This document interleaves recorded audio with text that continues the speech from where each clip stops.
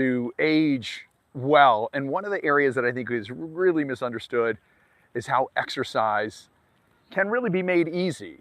In fact, I think there's so much misinformation around exercise that it keeps many people from exercising. I'm about to turn 64. I exercise every day for about 15 minutes. I want to share with you the approach that I have that allows me to strengthen my body, work on cardiovascular flexibility, balance, coordination, body awareness, resistance to injury, and even mental focus in as little as just 1% of the day, 15 minutes. And so let's get started. And what I want to do is just talk to you a little bit as we go through.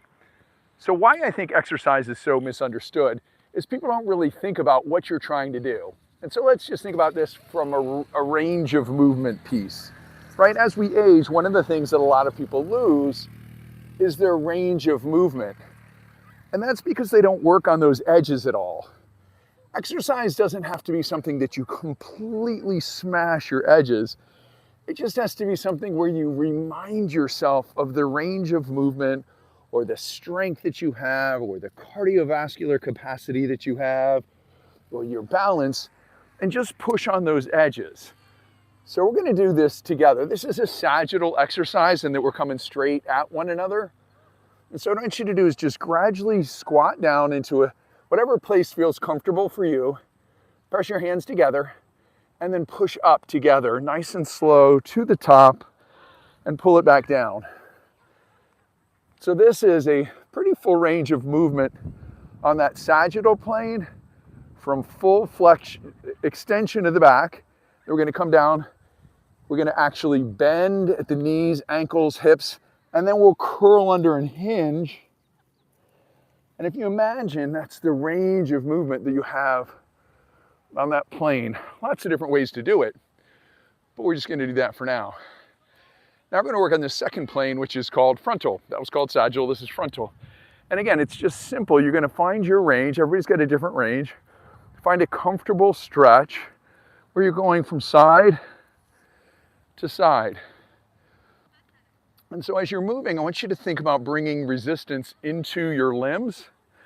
So into the arms. Don't just let them flap from one side to the other, but create what's known, what I call, antagonist resistance. In other words, you're taking your arms and you're moving, but you're pressing and resisting at the same time.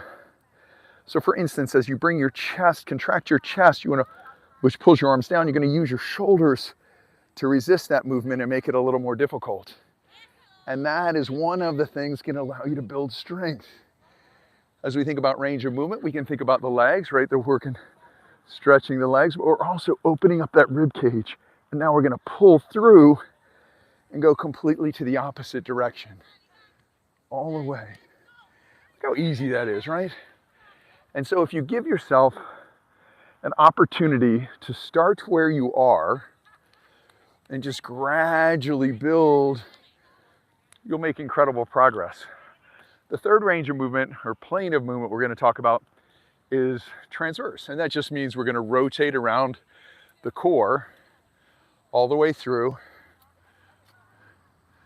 And we're going to try to get as much range of movement. Again, as you move your arms through space, resist them.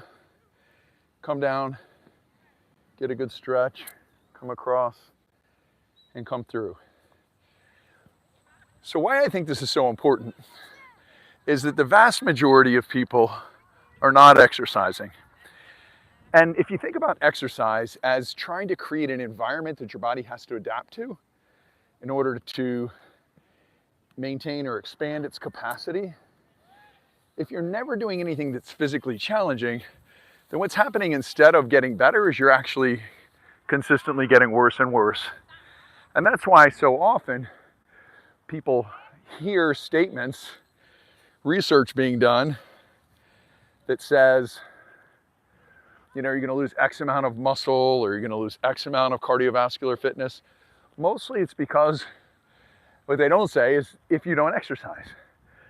But again, it doesn't have to be something that's crushing. So what I'm going to do here, nice deep squat, and I'm going to pull my arms through. So the shoulders, the delts, lift your arms up, and the lats, the big muscles under your arm, pull your arms down.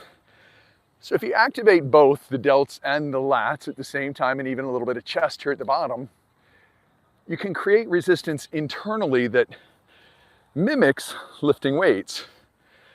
And as you gain awareness, you'll actually gain the ability to add that resistance and move all the way through.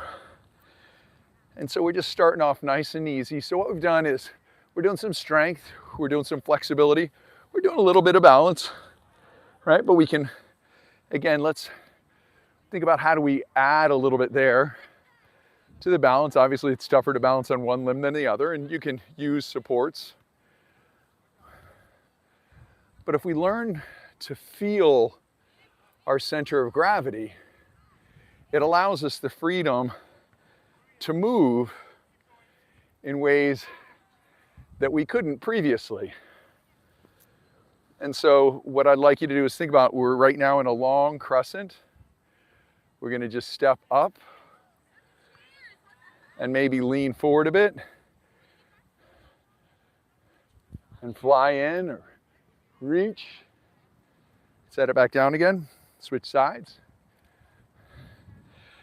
So the big piece I want you to think about is that there's this capability that you currently have. We all do. Whatever that is, whatever that range of movement is, whatever that strength is, whatever your cardiovascular fitness is, we all have our current level of capacity. And so exercise really happens when we work kind of at the edge, right? There I was at the edge of my balance, which is why I was kind of losing a little bit, right? So if we work at the edge, what happens is our bodies continually adapt to that stress. So I'm going to show you kind of a side. This is a sagittal movement. I'm just doing it sideways, right? So if you think about how are we going to move sagittally on this front plane, get a good stretch, nice little bend, bring it back up, open up your chest. Then we can come across a nice little squat. And once you learn, there's just not that many movements that your body's actually having to do, that your body actually can do. And we'll just gradually work to increase our capabilities in all of those ranges to move forward. I've done this little workout that I call Fitness Presence every day for about 9.5 years. And again, it takes about 1% of the day, but what has been fantastic is, as I said, I'm approaching 64.